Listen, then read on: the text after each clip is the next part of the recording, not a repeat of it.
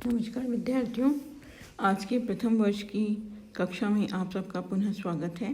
Last class में हमने मनु का राज्य के सप्तांग सिद्धांत किया था और आज हम मनु का संप्रभुता का आधार धर्म व दंड करने जा रहे हैं। तो संप्रभुता जो है वो मनु ने राज्य के लिए बहुत आवश्यक माना है संप्रभुता को, और उसने ये माना है कि संप्रभुता जो है होगी तभी जो बाहरी राज्य जो है वो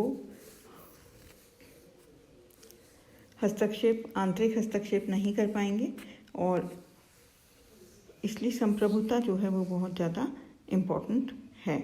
और मनुस्मृति में राज्य को धर्म पर आधारित मापदंडों को स्थापित करने वाली उद्देश्यपूर्ण संस्था के रूप में चित्रित किया है। और वो उसने माना है कि राज्य के लिए दो चीज़ें बहुत इम्पोर्टेंट हैं, दो जो हैं वो इम्पोर्टेंट आधार स्तंभ हैं संप्रभुता के। पहला है धर्म और दूसरा है दंड। तो मनु मानता है कि राजा जो है वो धर्म की स्थापना दंड के माध्यम से ही कर सकता है, इसलिए धर्म भी उतना ही इम्पोर्टेंट है और दंड भी उतना ही इम्पोर्टेंट है। और धर्म को स्थापित करना इसलिए ज़रूरी है क्योंकि जिससे पूरे राज्य के अंदर अनुशासन हो और किसी को भी किसी की वजह से कोई कष्ट नहीं हो, कोई हानि नहीं हो। और अगर कोई धर्म के मापदंडों को मानने से इनकार करता है तो उसको डंडे के द्वारा उसको धर्म पर चलने का आदेश दिया जाता है। तो राज्य धर्म पर आधारित मापदंडों को स्थापित करने वाली संस्था है।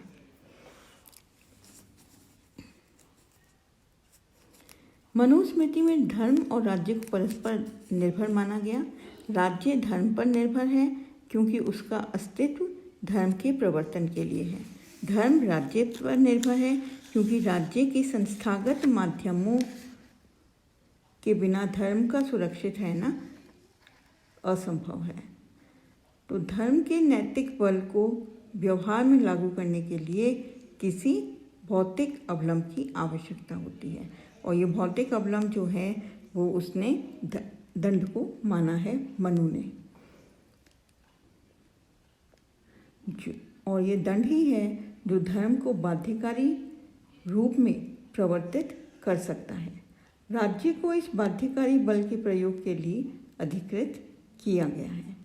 मनुस्मृति में दंड को केवल भौतिक बल का पर्यायवाची नहीं माना है। मनु के अनुसार भौतिक बल के साथ 3 तत्व अगर हम जोड़ते हैं तो उसे दंड का रूप प्रदान कर सकते हैं। और धर्म के साथ में वो नैतिक मूल्य, सदाचार के शाश्वत सिद्धांत, सामाजिक व्यवस्था में के आधारभूत नियम, प्रजा के कल्याण के प्रति शासक के सकारात्मक दायित्व, शासकीय शक्ति का प्रयोग करते समय शासक को अपेक्षित मर्यादाओं आदि को सम्मिलित किया गया है। तो इन सब चीज़ों को धर्म के अंदर इंक्लूड किया गया है। पहला है नैतिक मूल्य, दूसरा है सदाचार के शाश्वत सिद्धांत, तीसरा है सामाजिक व्यवस्था के आधारभूत नियम, चौथा प्रजा के कल्याण के प्रति शासक के सकारात्मक दायित्व,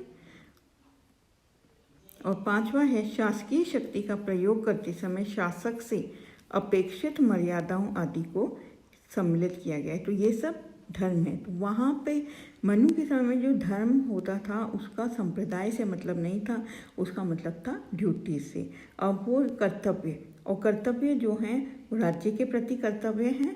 तो वो राजा की क्या कर्तव्य होने चाहिए, जो नागरिक हैं, प्रजा हैं, उनके क्या कर्तव्य होने चाहिए, ये सब चीज़ें हैं ये धर्म में इंक्लूडेड हैं। तो मनुस्मृति में धर्म और राज्य जो है दोनों को निर्भर माना गया है। राज्य का अस्तित्व, राज्य की उत्पत्ति धर्म के प्रवर्तन के लिए हुई है और धर्म जो है वो राज्य पर निर्भर है। धर्म के नैतिक बल को व्यवहार में लागू करने के लिए।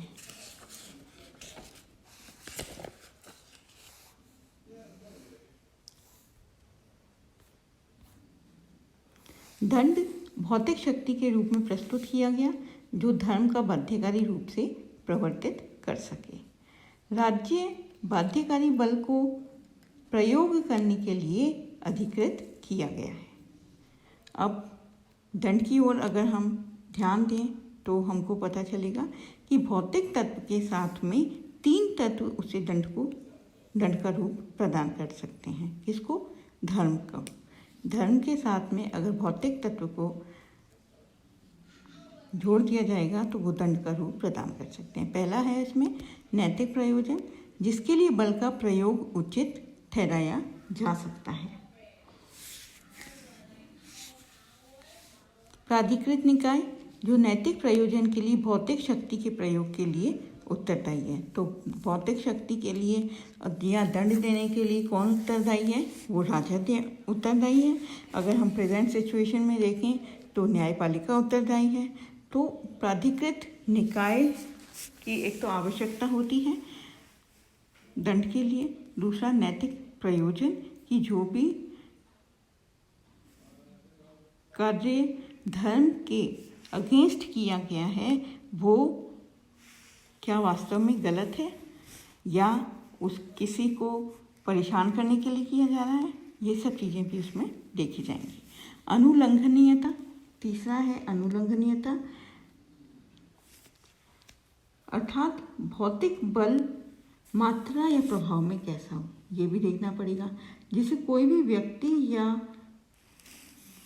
व्यक्ति समूह चुनौती देने में सक्षम नहीं हो।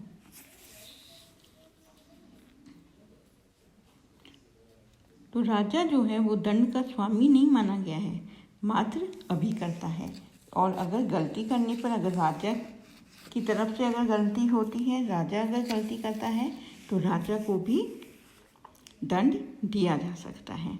जैसे कि हमने शुरू में देखा था कि धर्म के जब हम नियम कर रहे थे तो उसमें ये भी बताया गया था कि शासकीय शक्ति का प्रयोग करते समय शासक से अपेक्षित मर्यादाएं, और अगर शासक उन अपेक्षित मर्यादाओं का उल्लंघन करता है तो वो भी दंड का भागीदार है। मनुस्मृति में दंड को सर्वोपरि सत्ता स्वीकार किया गया है। मनुस्मृति राजा को दंड का स्वामी नहीं अपितु अभिकर्ता मानती है, जो कि धर्म के सिद्धांतों और विधि की प्रक्रिया के अधीन रहते हुए निश्चित प्रयोजन के लिए दंड का उपयोग करता है।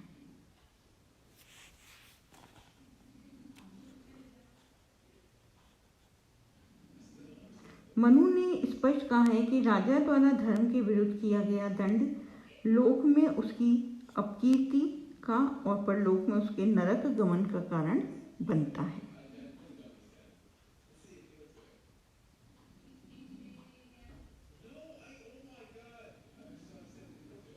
दंड ही राजा को नष्ट कर देता है। राजा दंड को संप्रभु शक्ति के अधीन है। राजा को दंड के अधीन मानकर मनु ने राज्य और शासक के मध्य अंतर को भी स्पष्ट कर दिया है। तो यहाँ पे वो मनु कहना चाहते हैं कि राजा जो है वो सर्वे सर्वा नहीं है, वो भी अगर मर्यादाओं का उल्लंघन करता है तो उसको भी दंडित किया जा सकता है। मनुस्मृति में धर्म और दंड को सम्मिलित रूप से राज्य की संप्रभु शक्ति के रूप में चित्रित किया गया। शासन को उस संप्रभु शक्ति के प्रयोग द्वारा प्रजा के नैतिक, भौतिक व पारलौकिक कल्याण को सुनिश्चित करने के लिए अधिकृत और दायित्वबद्ध किया गया है। आज की इस क्लास में इतना ही, आगे हम नेक्स्ट क्लास में करेंगे। आप सबका बहुत बहुत धन्यवाद।